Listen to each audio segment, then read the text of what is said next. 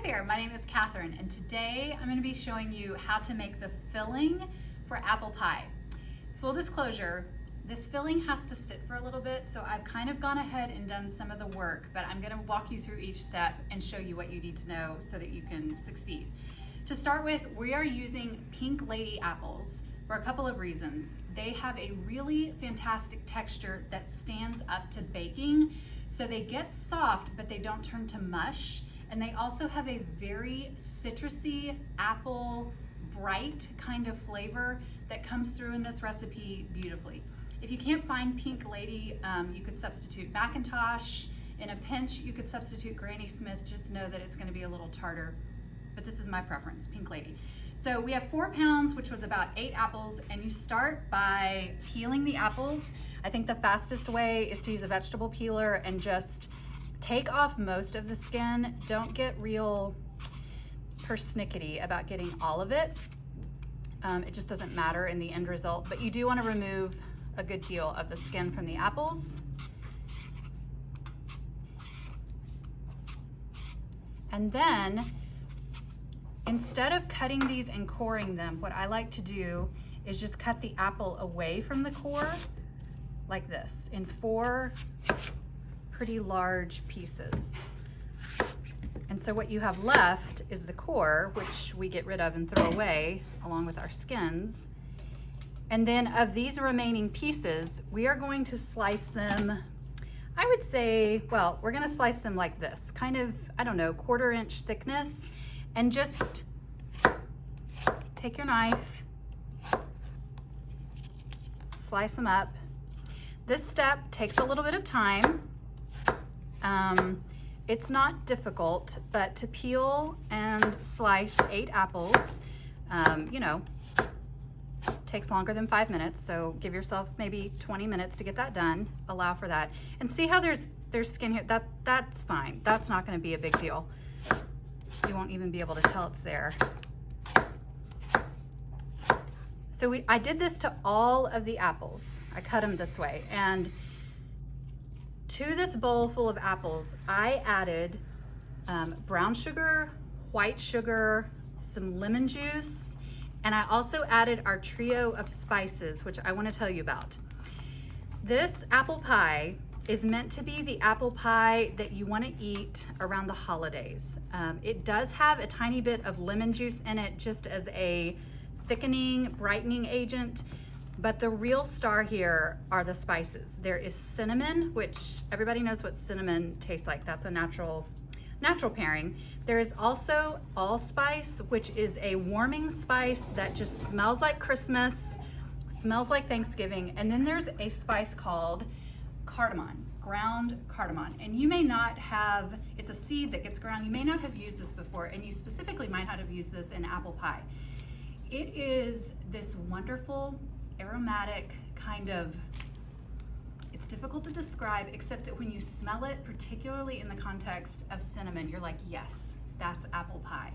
So it definitely brightens up the flavor, but everything about this pie and this filling just scream winter to me. It just screams that classic holiday apple pie.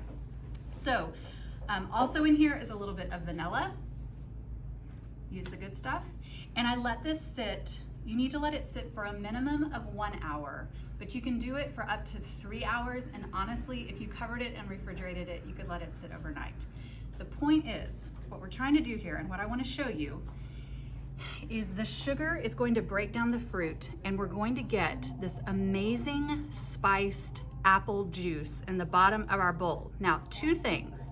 We are going to take this juice and create a thickening sludge that we're then going to put back over the fruit so that when it bakes up, it's not watery. But also, we are essentially removing all this extra liquid from the fruit that would have made the pie soggy in the first place. So it's kind of doing a double whammy. Now, in order to get that juice, we've got to get it out of the bowl into a measuring cup.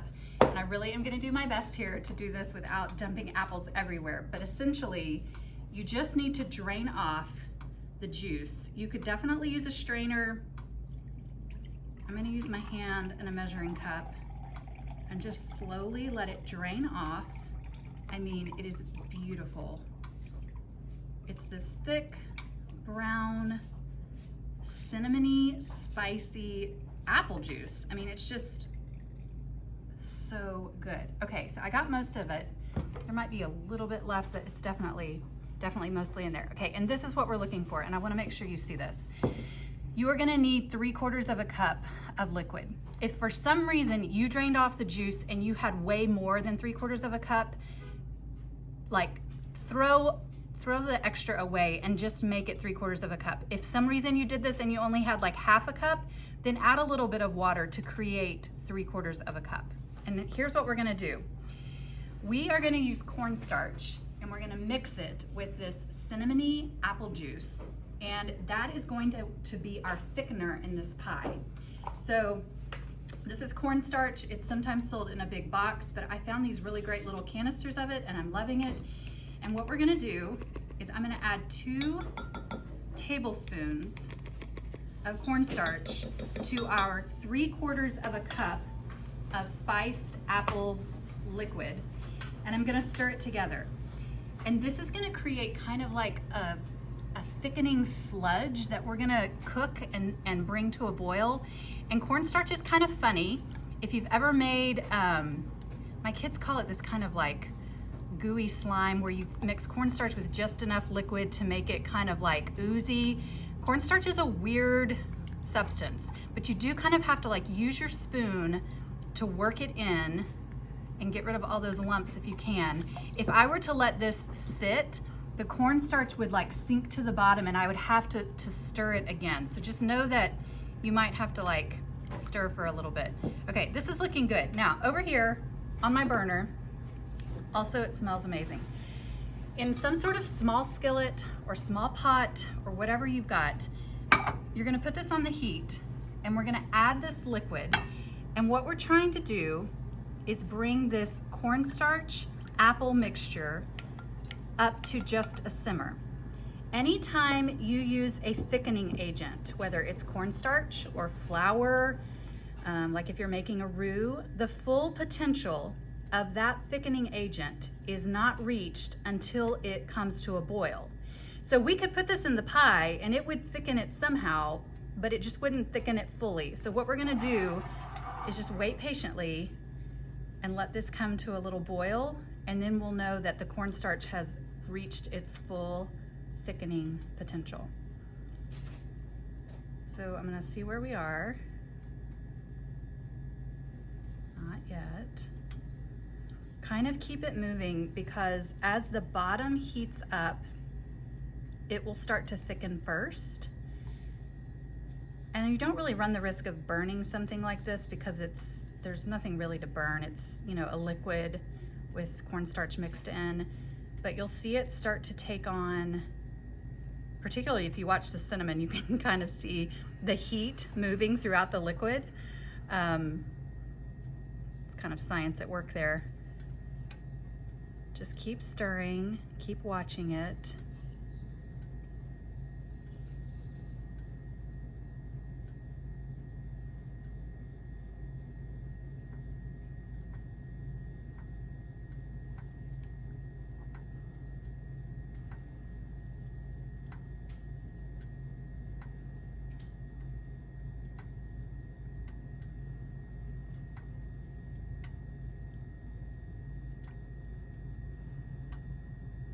I'm seeing some steam rise off, which is a really good sign that we're getting close.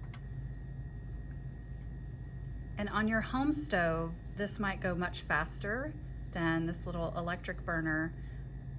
See how it's starting to thicken up? So at this point, parts of it are thickening and parts of it are almost there. So you really don't be alarmed. Like, look, if I scrape, I can pick up this kind of sludge. Just keep going, keep it moving. Kind of make your way around the bottom of the pan to evenly stir it. The whole thing will eventually kind of reach that same consistency. Don't be turned off by the lumps, it's okay. And what we're looking for are bubbles breaking the surface of this mixture. And once we see that, then we know we're done.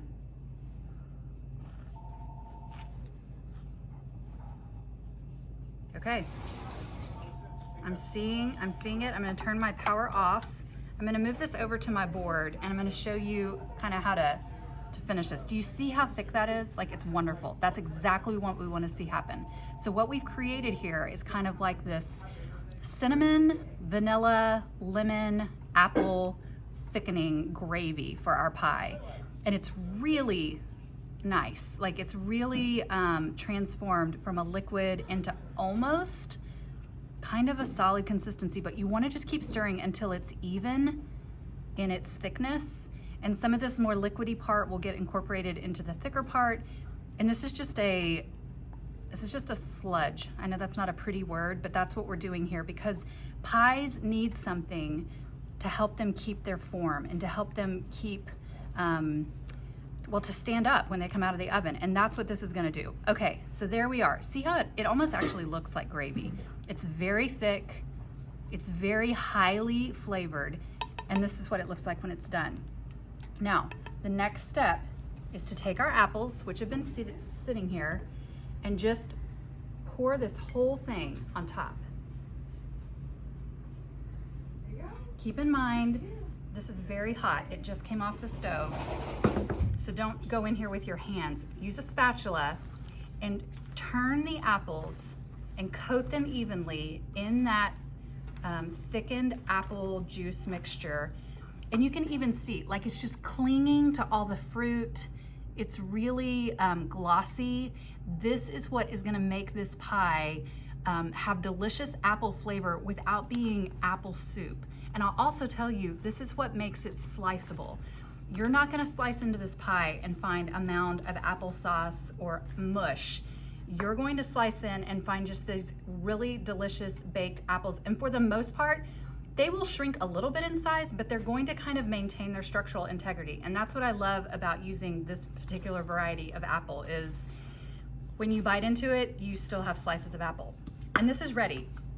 This is our filling. This is gonna go directly from bowl into our crust. And it's a lot of apples. It's a deep dish pie, and they kind of like just stack on each other and they get covered, and it's beautiful and golden. I hope you make it.